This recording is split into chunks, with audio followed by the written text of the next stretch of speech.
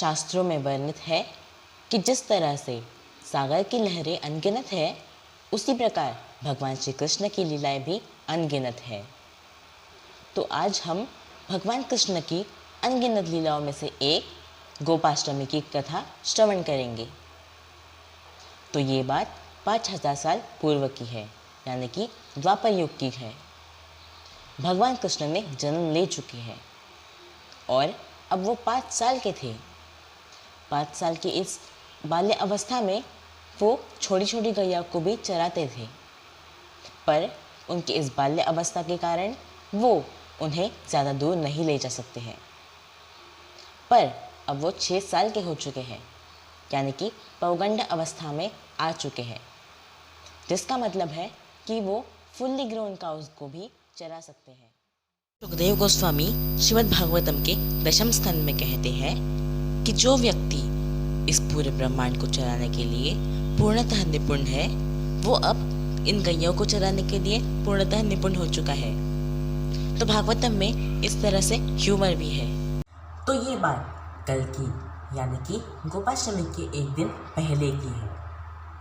नंद महाराज सुबह सुबह यशोदा मैया की कक्ष में आकर कहते हैं, अरे यशोदा, हमारे दोनों सुपुत्र कृष्ण और बलराम अब पौगंड अवस्था में आ जाने वाले हैं, इसलिए हमें उन्हें बड़ी बड़ी गैयाओं को चराने का आदेश दे देना चाहिए।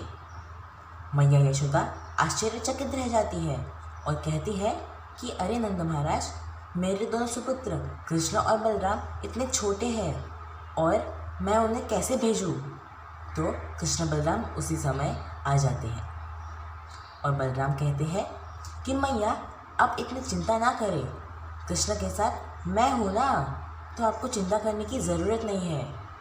तो मैया कहती हैं, हाँ बलराम, मुझे तुम पर पूरा भरोसा है, पर मुझे इस कृष्ण के ऊपर 1 टक्का भी भरोसा नहीं है। मैया कृष्ण से कहती हैं, कृष्णा, मुझे तुम पर कुछ भरोसा नहीं है, पर मैं तुम्हें बलदाव के भरोसे के ऊपर भेज रही हूँ, इसीलिए कोई भी शरारत नहीं करना। जब मैं ये सुनूंगी कि कृष्ण ने कोई शरारत की है, तब से तुम्हारा ये गाय चराने का काम बंद हो जाएगा। पर मैया यशोदा सोचने लगती है कि वृंदावन में इतने सारे पत्थर हैं, कंकड़ हैं, ना जाने मेरे दोनों पुत्रों के पैरों में लग जाए तो क्या होगा। इसीलिए वो नंद बाबा से कहती है कि नंद महाराज, मेरे इन दोनों सुपुत्रों के लिए अब जूते बनवा लीजिए, क्योंकि पूरे वृंदावन में इतने सारे कंकड़ हैं, पत्थर हैं, न जाने मेरे दोनों पुत्रों को लग जाएंगे, इसीलिए आप जूते तैयार करवा लीजिए।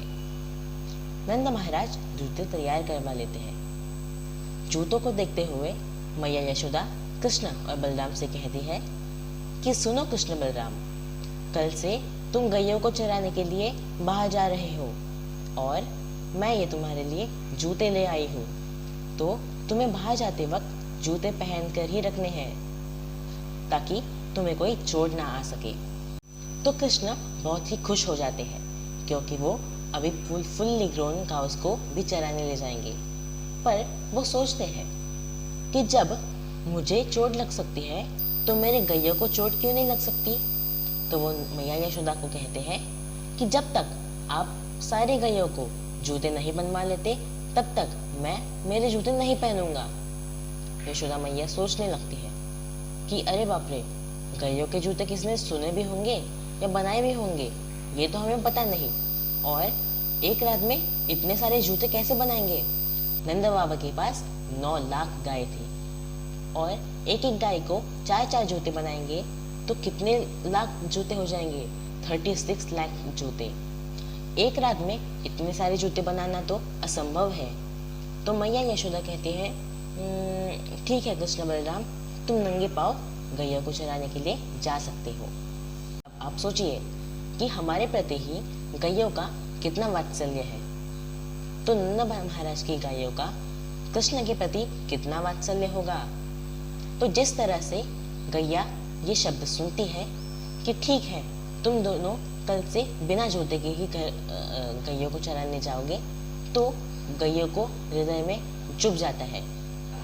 गैया सोचती है कि मेरे भगवान श्री कृष्ण नंगे पाँव जाएंगे और जाएंगे तो पैरों में कुछ कंकड़ लग जाएंगे, तो हम ये सहन नहीं कर सकते हैं।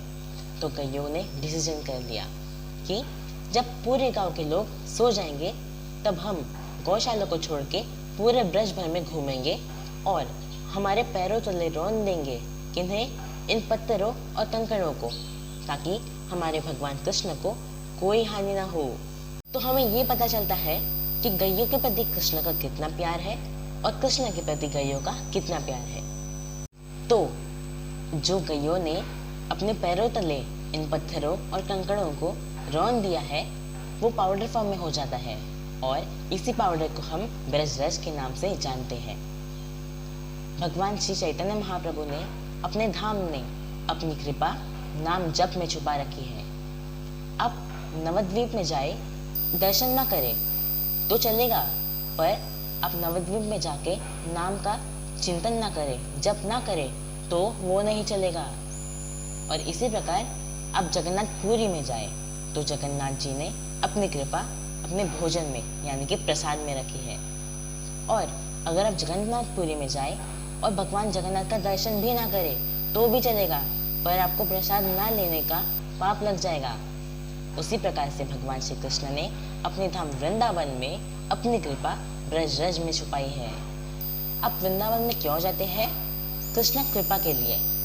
और आप धूल को यानी कि ब्रजरज को ऐसे झाड़ देंगे तो आपने कृष्ण कृपा को झाड़ दिया और इसे पाप माना जाता है।